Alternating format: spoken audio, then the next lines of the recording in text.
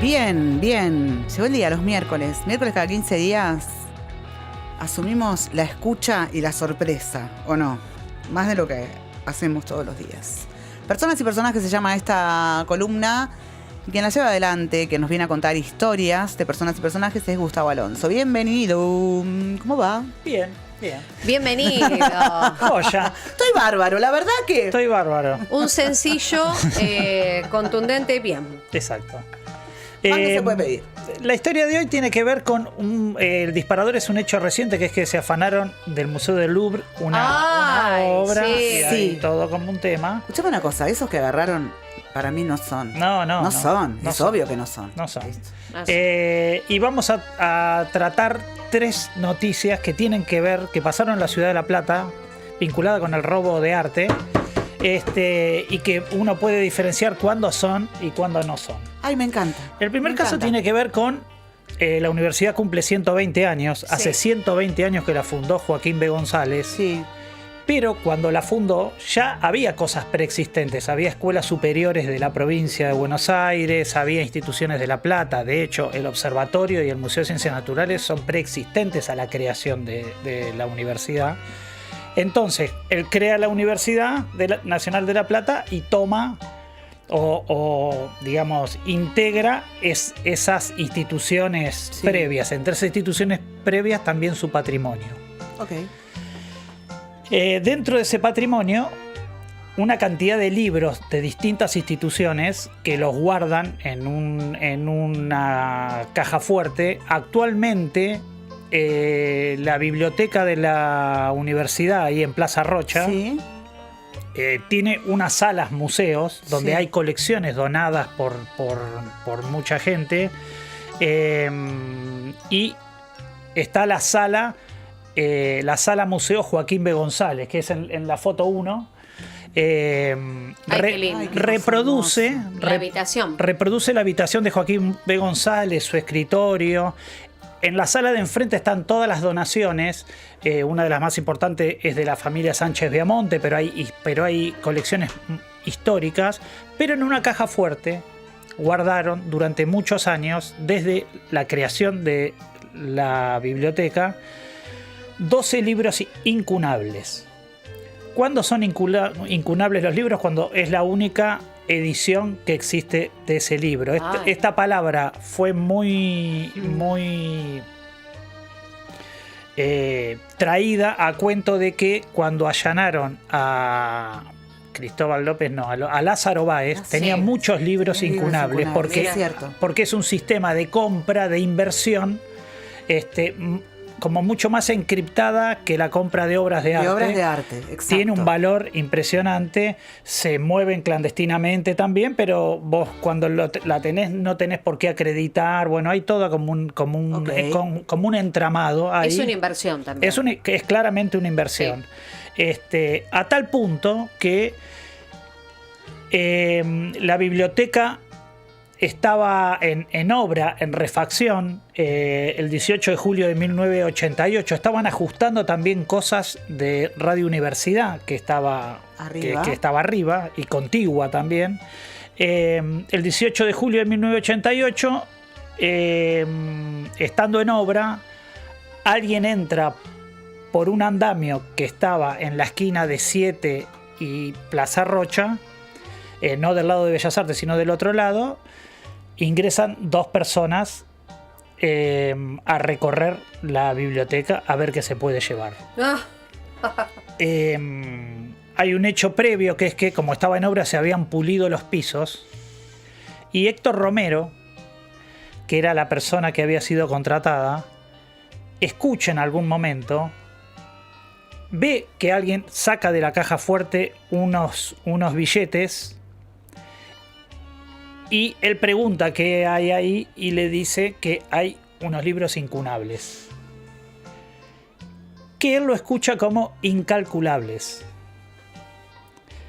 Entonces este pulidor solamente tenía que dejar, mientras pulía los pisos hermosamente y hacía la logística, abierta la ventana, porque sabía que estaba el andamio afuera, que estaba todo lleno de andamios, convencer a 2 amigos de Berisso, el Potu Potuninsky, que tenía un taller mecánico en Berisso, y Manuel Peón, y los convence de...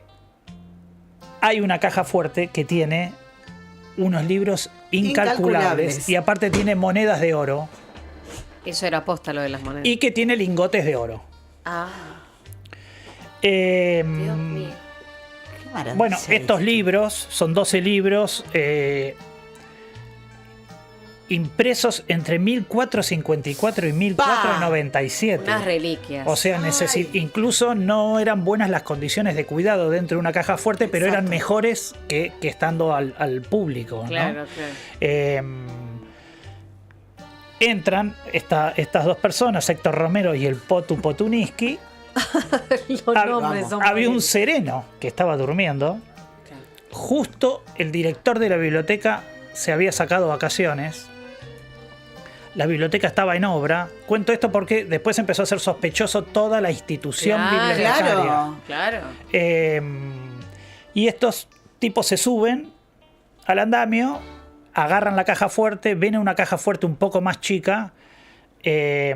Romero dice, no, es la grande. La grande pesa 100 kilos. Claro. Entonces, ¿qué hacen? Agarran la frazada de Joaquín B. González, del camastro de Joaquín B. González que vimos. Hijos de puta. Y sí, está bien, ¿qué vas a agarrar?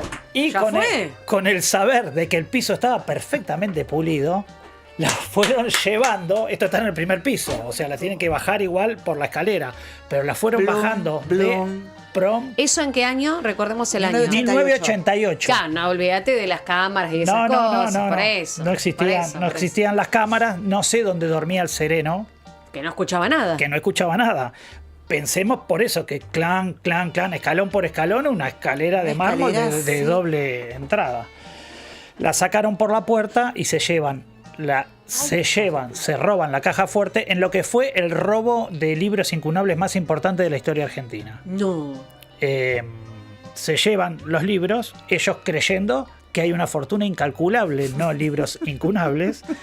Que en realidad es una fortuna, pero dentro de su visión... Es una fortuna. En ese momento se dicen que puede valer $12 millones.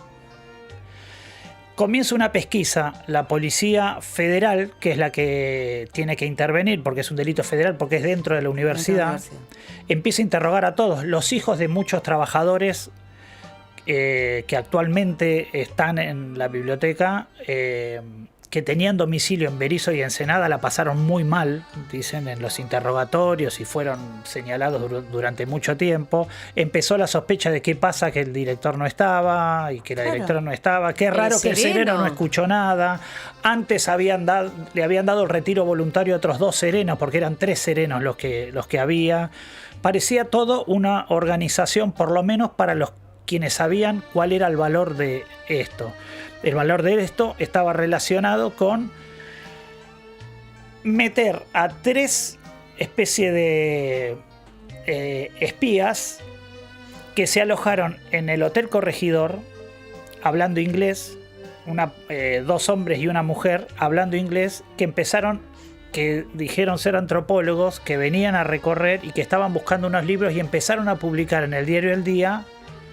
Le hicieron una nota inclusive como que son extranjeros que están queriendo comprar unos libros que tiene la biblioteca de la universidad. Sí. Entonces ya había como una cosa compleja. La policía bonaerense buscaba de un modo y la policía federal buscaba de otro. Unos buscaban adentro de la universidad. La policía bonaerense dice que estaba como muy achanchada y feliz viviendo en el Corregidor. Como se hacían los yanquis, cruzaban la calle, volvían, abrían el frigobar, estaba todo buenísimo. Todo lo paga la provincia. Nunca lo pasamos tan bien, chicos. Claro, con la nuestra era la otra. Bueno, pero estas publicaciones son a lo largo de una semana. Los tipos tienen escondida la caja fuerte en el taller del Potu Potuninsky. en Berisso. Es nombre de ficción. Claro. A mí me recuerdan mucho, perdón, pero imagino ese dúo, ¿viste los de Mi Pobre Angelito? Sí. Ese tipo de gente, ¿entendés? Que si ¿dónde eran estos? Son Ahora, los dos. ahora lo vas a ver. Manuel Peón entonces dice, hay que abrirla, bueno, durante 2 días no consiguen abrir la caja fuerte, hay que abrir la caja fuerte por atrás, con un soplete. Claro. Bueno, pero se necesita un tubo de oxígeno completo porque la caja era muy gruesa. Muy gruesa. Tenían la chiquita que la habían podido violentar, pero la otra no. ¿Qué había en la chiquita? En la chiquita había algunos documentos y unas monedas de oro, de esas, pero o con incrustaciones de oro que Sí. son simbólicas, Sí. porque el oro vale, pero que tenía que ver con los 10 años de la fundación de la universidad, Wow. como las medallas que hay abajo Sí, de la sí. piedra fundamental, cosas de Dardo Rocha inclusive. Bueno, empiezan con el soplete a sopletear la parte de atrás de todo, de la caja fuerte, durante un día, con el tubo de oxígeno ese. Pensemos que tiene que levantar más de 1200 grados de temperatura para poder perforar una caja fuerte. Claro. Y aparte los vecinos les llama la atención, Eso. era todo como muy extraño. Encuentran esas medallas solamente y no encuentran nada más. Porque ese nada más es que por la temperatura y el soplete prendieron fuego, hicieron cenizas Ay, los libros. los 12 incunables. Ah. No sabían qué hacer, les quedaron esas monedas de oro nada más y unos 2.500 chirolas, australes, porque chirolas. había unos sobres para pagar no sé qué. La luz, el gas, el teléfono. Pensemos, por ejemplo, que el pulidor es contratado por un aviso en el diario. O sea, ahora todo hay que llamar a licitación, ¿no? Che, tenemos que pulir los pisos. Otra forma. Claro, otra forma. 88, hacía 5 años que estaba la democracia. sí, exactamente. Que estaba desregulada, digamos, la educación universitaria. Van entonces a ver a Juan Claus, el alemán, que también vivía en Berisso, y le dice, ¿por qué no corta, si le ayuda a cortar las medallas? ¿Pero para qué son estas medallas? No, para cortar y que nos saques la parte del oro y que queremos vender el oro y te vamos a pagar muy bien, qué sé yo. Juan Claus, el alemán, venía leyendo las cosas del diario El Día, donde había 3 personas buscando algo. Entonces va primero a la biblioteca de la universidad y le dice, yo sé quiénes son, si me dan 250.000 australes, les digo quiénes pueden Con ser. boludo este Claus. Qué hermosa, qué cosa Le hermosa. dicen que no, entonces va al corregidor a hablar con estos 3 Con los antropólogos con los yanquis. antropólogos norteamericanos. Y le dicen que bueno, que van a tener una cita, qué sé yo. Finalmente, entre una policía y la otra, lo agarran a Juan Claus y le dicen, Claro, no te obvio. vamos a dar esa plata, pero por ahí no te cagamos a palo tampoco. Así que decinos dónde es. Decí dónde están. Ya. Le alcanza a avisar al Potulinsky y decide, les da tiempo para que lleven la caja fuerte y la tiren al arroyo Génova, que queda en Berisso. Sí, sí, sí. Con tanta mala suerte que el intendente de Berisso estaba de limpieza y dragando ese canal, y que la caja fuerte, que no se hundía nunca, se veía desde el bondi cuando pasaba el 275. O sea, todos veían que había una caja fuerte ahí y un tipo con una pala queriendo enterrar una caja fuerte vacía del lado de atrás. El juez Blanco es quien llevaba adelante la investigación. Dice, queremos saber qué es lo que pasa. Son mentiras que se quemaron. Si no están los libros, queremos las cenizas de los libros. Y ya estaba toda llena de barro en el fango. Había algunas páginas sueltas. Sí. La historia dirá que algún día alguien va a tener enmarcado una página suelta página de Petrarca o de Cicerón que encontró flotando en el lago. En el arroyo Génova. Pero bueno, esto porque, digo, cuando no estás preparado para eso, como Pero los del claro, Museo del Louvre, no claro. te sale del todo bien. El segundo caso... Es maravilloso esto. ¿Cómo no hay una película? ¿Cómo no hay una película Bueno, todavía? hay un muy lindo podcast chileno, algo Ok. de la tradición del arte, creo que se llama, pero que habla mínimamente, como un detalle menor, porque no es un objeto de arte, pero Es maravillosa la historia. recuerdo que cuando fue lo de Lázaro Báez apareció quiénes eran los que tenían incunables. Y que, por ejemplo, Eduardo Constantini, aparte de toda su obra, tiene incunables. Y que incluso el negocio de las grandes casas de libros antiguos, cuando compran colecciones, es revisar a ver qué hay. O sea, el valor del libro por ahí es que tiene la firma de Borges, que se lo dedicó a alguien, y ese libro tiene un valor distinto, pero puede ser Cervantes. O sea, la tradición literaria, de consumo literario en la Argentina, desde lo académico, desde lo religioso fundamentalmente, ingresa hace muchos años. Entonces hay como antecedentes en los cuales los tipos compran por ahí un montón, pero no es que quieren el último de Mariana Enríquez, quieren el más viejo que tengan, a ver si tiene algún tipo de valor. Segundo caso, en 1996. Ok. Rocambole expone su obra en el Museo Municipal de Bellas Artes, en la esquina de 7 y 50. Expone ahí parte de su obra. En febrero de ese año, Los Redondos habían sacado Luzbelito, que era un disco bisagra, porque después haría Último Bondi a Finisterre. O sea, se empezaría a hacer como más electrónico, iban hacia otro lado. Y tenía el tema Luzbelito y las sirenas. Luzbel es como una deidad, es el hijo del demonio. Y en el marco de eso, los fanáticos de Los Redondos iban a ver las muestras de Rocambole, que era la primera exposición grande que hacía en La Plata.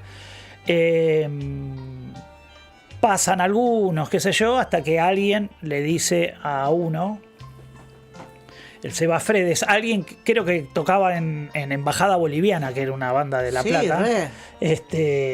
O sea, toda una movida punk que había. Che, está la cabeza de Luzbelito. Está la tapa del disco, Luzbelito, claro. Que esa es la emblemática tapa. Bueno, esa es una foto. ¿Por qué? Porque era la reproducción de una cabeza que pesaba 5 kilos de barro. Van una vez, van otra vez, una parejita de pibes de 17 años, 18, y dice, vamos a afanarnos la cabeza de Luzbelito. Pendejos. Ven que hay otras pibitas con guardapolvo, que ven y qué sé yo, ven que más o menos la quieren tocar, y la parejita dice, nosotros nos vamos a, siendo apenas un poco más grande, nosotros nos vamos a robar la cabeza de Luzbelito. Lo vamos a hacer cuando no nos vea, pero está el guardia ahí. Entonces las chiquitas dicen, nosotros vamos a hablar con el guardia. La puta que lo parió. Van las pibitas a hablar con el guardia porque tenían que sacar una foto para un trabajo práctico, qué sé yo. El tipo sale, le dice, no, tenés que ir del otro lado del pasaje porque no sé qué. Los pibes agarran, meten la cabeza dentro de una mochila.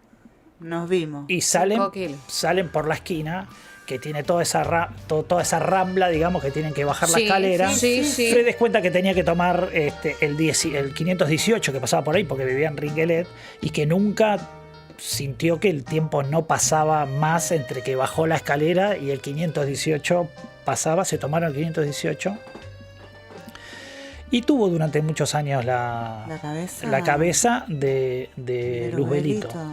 En sus múltiples casas. Ay, no lo sabía. ¿Por qué? Por formar parte de una comunidad punky, estaba en una movida que había en el 96, que se llamaba Movimiento Ocupas, que inclusive terminó, que tomaban casas y las convertían en centro cultural. Claro. Un poco el Olga terminó siendo eso. Estaba la casa de los hermanos Zaragoza también en el centro.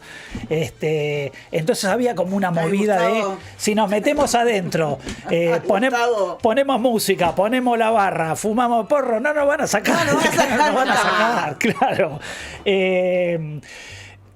Armaron la casa Ocupa, de una casa Ocupa que se llamó Centro Cultural Germinal en Plaza Italia. Sí, y ahí ya como que uno iba y se corría la bola de, tiene la cabeza de Luzbelito.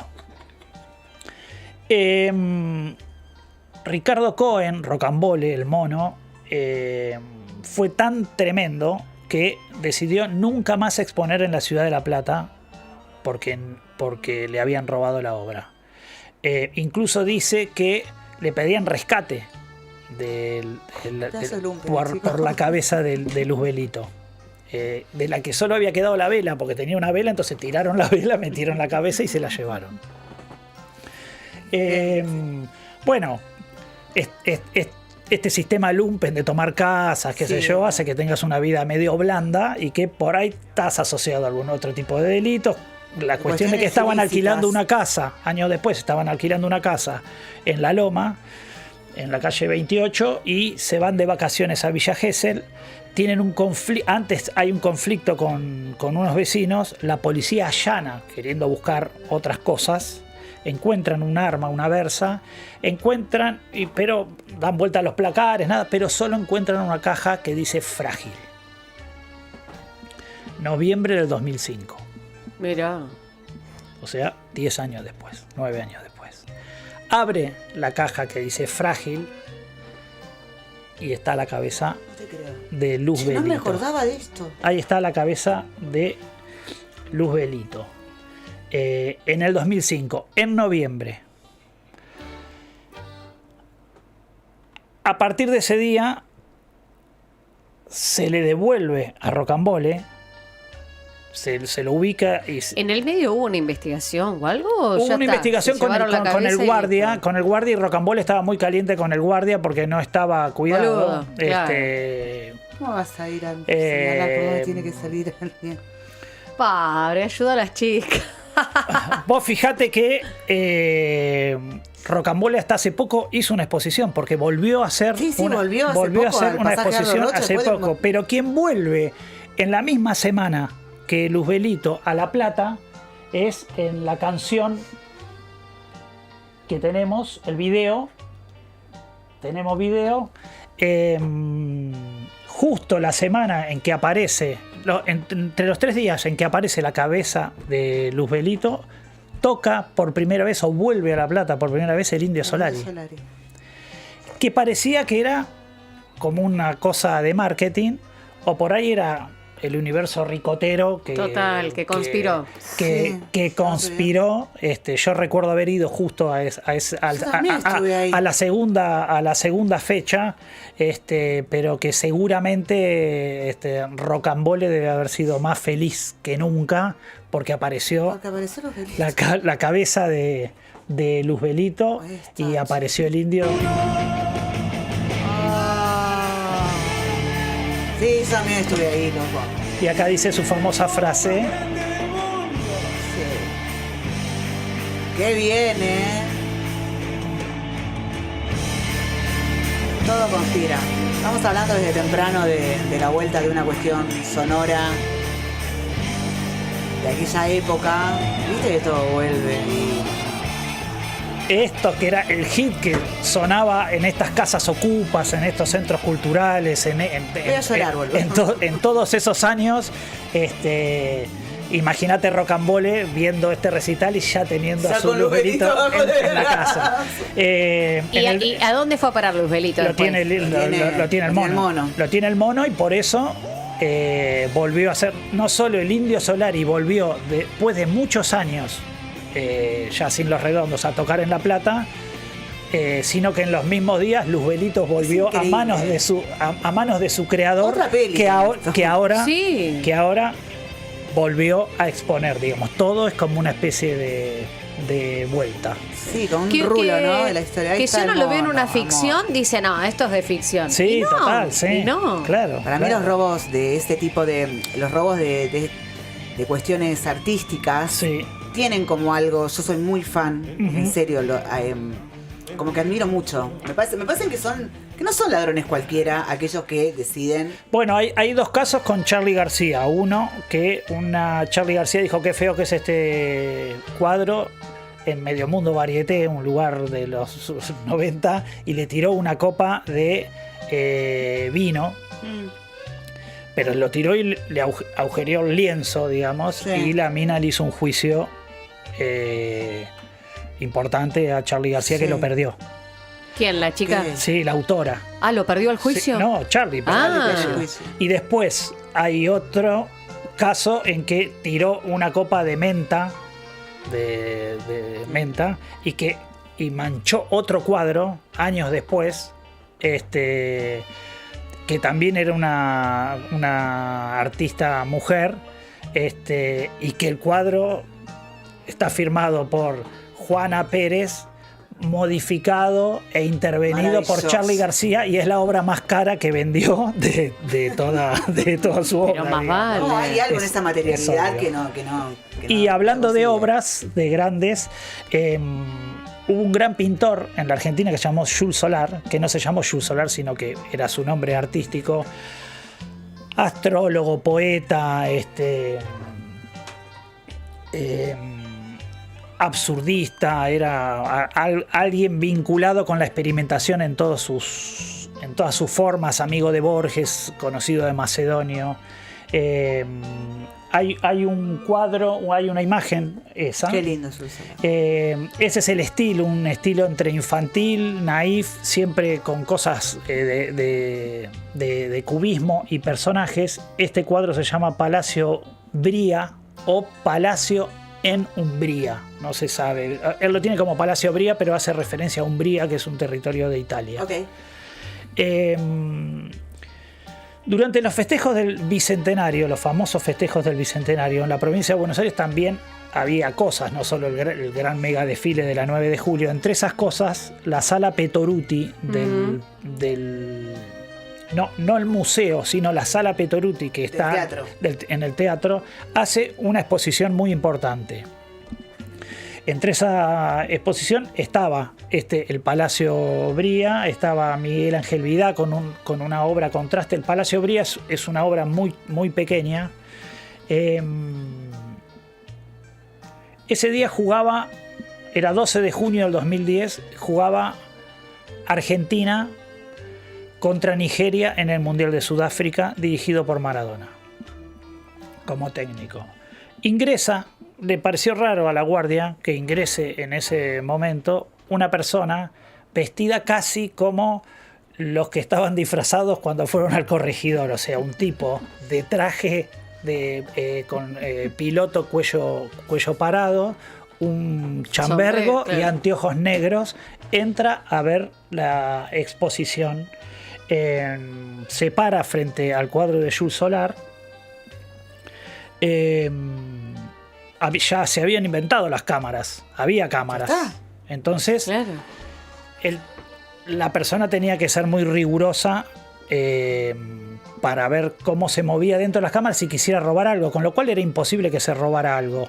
Hay un video del partido de ese momento, porque ahí está el Diego. Ahí está Diego, por Dios. Acaba de errarle. Ponele audio si querés. Esa pelota la bruja y está el arquero en Chiama. Para el rebote se queda Messi. Atención que también está llegando Heinze. Libre Di María para el segundo palo. El centro que viene Heinze. Cántalo. ¡Gol! Gringo Heinze.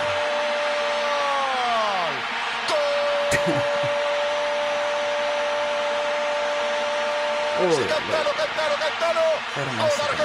Todas las generaciones mezcladas, Messi, Maradona, la bruja.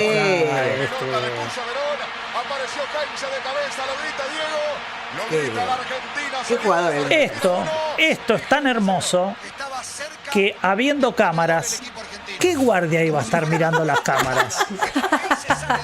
Lo único que vio el guardia es que del baño salió el señor con un tubo bajo el brazo, su maletín, los anteojos, el gorro, y se perdió.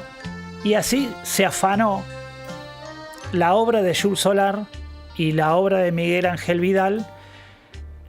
Se dice que cuando estos robos son tan precisos es que buscan directamente van a buscar esa obra. No es al voleo, digamos. Pero bueno, no seremos el Louvre, pero tenemos sucesos en el que podemos diferenciar cuándo son improvisados, pulidores de piso o fanáticos ricoteros, o cuándo son un profesional que puede estar esperando y confiando El en momento. que Maradona le va a dar me haces poner la la carne de posibilidad de No. llevarse su Jules Solar por Qué 7 millones de hermoso. dólares. Me Qué haces hermoso. poner la carne de gallina. Ahora, la pregunta es, ¿qué pasó con estas personas desde la primera, la segunda y la tercera historia? ¿Qué pasó cuando se fueron a encontrar? El tercero nunca fue encontrado. ¿O sí? No, el tercero no, nunca no, fue no. encontrado, fue un misterio y Ni él aparte ni es, la como, obra, nada, es casi por eso. como si fuese una especie de burla. A mí Es como... Total. Hay algo después, porque cuando ves, hay como una tradición que se conoce como el hombre del traje gris, que está en el robo, ese. el robo al banco, que En vos el no, robo al porque Banco aparte, por ejemplo, las obras de arte, la Petoruti tiene el Museo Petoruti tiene muy buenas obras que no se pueden exponer. De hecho, tiene un Modigliani que no se puede exponer por un tema de seguros. Claro. No alcanza a componer seguridad, porque la seguridad tiene que saber cómo cuidar eso. El tipo dejó los bastidores vacíos, o sea, fue al baño, se tomó el tiempo de sacar la obra, envolverla, salir con el coso con el que había entrado y... ¿Vos ustedes creen que esa persona tiene que ir presa? ¿En serio? ¿Ustedes creen que en serio, digo, no tiene que ir presa. Che, y las otras dos que se supo quién fue. Bueno, fueron presos. Fueron el Pot, presos. por eso El Potu. por eso los nombro. Y Claro. el otro no. Yo no lo voy a nombrar, pero es un personaje más o menos público porque se dedica a los medios. Ahora vive en Tigre, el que se robó la cabeza de Luzbelito. Le pidió disculpas públicas a Rocambole hace un tiempo, pero es alguien... No fue preso él. No fue preso porque era una contravención tener eso. De hecho, era más grave que tenía una pistola Claro, una 9. claro. y unas plantas. O Claro. sea, había otra cosa que estaban buscando. Está absolutamente rescatado, pero que en ese momento tenía que ver con Embajada Boliviana. El cabe de Embajada Boliviana era amigo de Didi Ramone, que vivía Sí, acá. sí, sí, Entonces señor. era todo como una... Esos eran los más fáciles. Los otros fue raro por el tema... porque se concentraron demasiado en el tema de la complicidad o la organización de la propia biblioteca de la universidad, que no solo no tenía nada que ver, sino lo precario de estos tipos que tuvieron algo de mayor valor que lo que estaban sabía, buscando, claro, y no no lo sabían supieron, no lo supieron. y lo destruyeron, y no poder deshacerte del cuerpo, ¿entendés? Esa caja fuerte que no El flota, arroyo Génova. que no flota, no, pero no, tampoco no, se hunde, entonces es medio como un quilombo y un tipo queriendo, es como, y la gente pasando en el colectivo, una cosa muy rara, más estos espías. Ahora, cuando aparece un profesional en un gol, Es eso. te afana. Es eso, te afana. Te afana. Te afana. Una obra. Sí, a mí ese de este sí me acordaba. Siempre me pareció como brillante, Sí. digamos, ¿no? Sí. ¿Cuánto me dijiste? ¿Qué evaluación tiene esa 7 obra? millones. De dólares. Sí. Bueno. Parece que cuando los roban inmediatamente sube su valor. Es raro porque entran como un mercado paralelo. Vos no podés tener una obra no Exacto. firmada, pero dicen que hay muchísima gente que tiene... Bueno, Sí. en Mar del Plata el año pasado, hace un mes,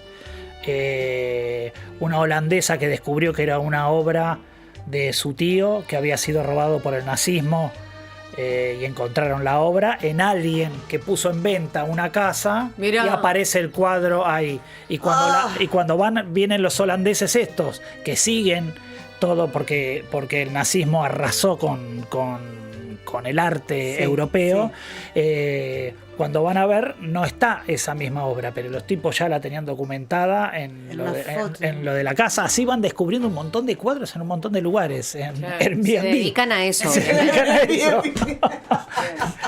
¿Cuál alquilamos? La que tenga el cuadro afanado. Esa es la señal. Esa es la señal. Bueno, robos y cosas Che, que qué pasan. hermoso. que pasan. Muchas gracias por este momento. El robo como obra de arte sería. Total. El robo como obra de arte. Gustavo Alonso pasó con su columna de miércoles cada 15 días, personas y personajes. Hoy él le puso el título y está muy bien. Muchas gracias. Es Momento de ir a la música de nuevo, dale.